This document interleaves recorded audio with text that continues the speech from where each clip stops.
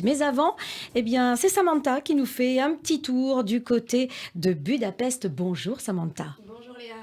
Et vous allez nous parler, Samantha, de la communauté juive de Budapest. Oui, alors tant de choses à dire sur Budapest, qui est la plus grande communauté juive d'Europe de l'Est. On estime d'ailleurs qu'il y a entre 50 000 et 100 000 juifs dans la capitale hongroise, que ce soit des Ashkénazes, des séfarades, des orthodoxes ou encore des assimilés. Alors, on sait que Budapest possède un patrimoine juif très important. Il y a d'ailleurs la fameuse grande synagogue. Oui, tout à fait, c'est la grande synagogue de la rue Dohany qui est en fait la plus grande synagogue d'Europe. Elle peut accueillir jusqu'à 3000 personnes et est d'ailleurs souvent bondée en période de fête juive, notamment pour Rosh Hashanah ou pour Kippour.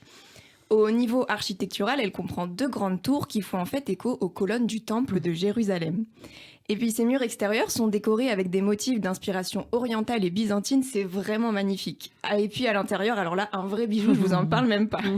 L'Union européenne lui a d'ailleurs conféré le statut de patrimoine européen en 2017. Et puis à côté de cette grande synagogue, il y a aussi les synagogues de la rue Rumbach et de la rue Kazinzi, je sais pas si ça se dit comme ça. Oui, difficile à prononcer en général.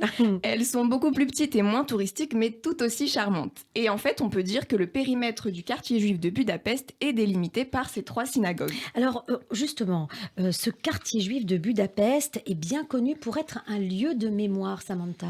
Oui, alors il faut savoir que le quartier juif actuel de la capitale hongroise, c'est en fait l'ancien ghetto de Budapest, dans lequel des milliers de juifs ont été forcés de résider pendant la Seconde Guerre mondiale. Dans ce quartier, on trouve notamment le cimetière des martyrs. Il abrite des tombes de plus de 2000 juifs morts à l'époque du ghetto. Et puis on trouve aussi l'arbre de vie. C'est en fait une sculpture en acier qui représente un saule pleureur dédié aux victimes hongroises de l'Holocauste. Et puis il y a également le mémorial connu sous le nom de chaussures au bord du Danube. Ce sont en fait des chaussures en métal qui sont posées sur les rives du fleuve en commémoration des juifs hongrois fusillés et emportés par le courant pendant la guerre. C'est vraiment l'un des monuments les plus poignants de Budapest. Oui, alors ça c'est pour le passé, hein, et c'est vrai que ces monuments, ça donne le frisson. Mais parlons d'aujourd'hui et ce qu'il reste de culture juive à Budapest, notamment dans la culture juive, ce qui m'intéresse beaucoup, c'est la gastronomie. Ouais, ça, je sais que c'est votre moment préféré, Léa. Oui, les Alors, adresses. vous ne pouvez pas visiter Budapest sans goûter au fameux csulent. Mhm. C'est en fait une sorte de cassoulet version juive. En général, il contient du bœuf, mais en Hongrie, on le trouve souvent avec de la viande d'oie. Et je peux d'ailleurs vous conseiller un très bon resto cachère dans lequel vous pourrez en manger, c'est le Macés Bistro. Et puis, si vous voulez déguster une petite douceur, ne manquez pas de goûter au flodni, qui est une célèbre pâtisserie juive hongroise. Vous allez voir, elle est très riche, puisque c'est un gâteau. Juste pour moi. C'est ça.